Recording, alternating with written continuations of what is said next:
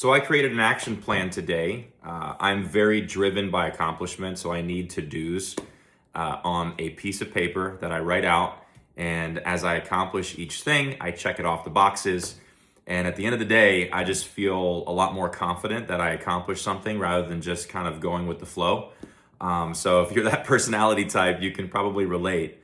But one of my action steps today is to create a Facebook video stating that I have started and am starting a coaching and speaking business because I have a desire to inspire, ignite, encourage leaders and entrepreneurs for success.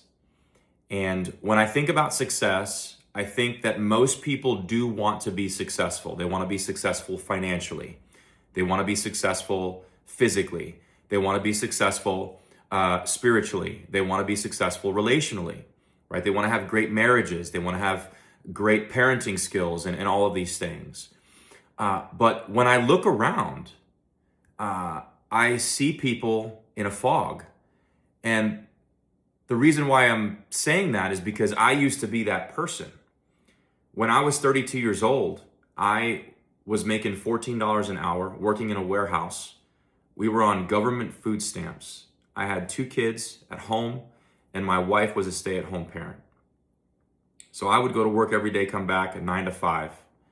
And there's nothing wrong with the 9 to 5, but if you're making $14 an hour with a family, it's very hard to feed everyone with that amount of money, that little amount of money coming in.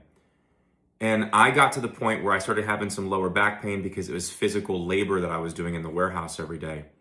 And it got so bad that one morning I just collapsed and I went into a nervous breakdown. I stopped sleeping and I was trying to get rest, but I was really sleeping about an hour and a half a night for over a month and a half. That was a really tough time in my life. And I was anxious. I was having panic attacks. I was in a fog.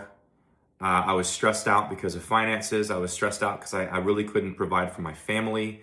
I remember trying to go to work and just completely my mind was just somewhere else. I couldn't focus. I ended up getting fired from my job because of that season. And it took me 3 months to get back on my feet.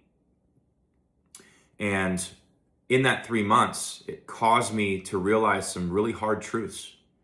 And those truths are, I was financially broken. My mind played tricks on me. My mind basically, convinced me of things that weren't true. How many of you guys know that your mind can play tricks on you?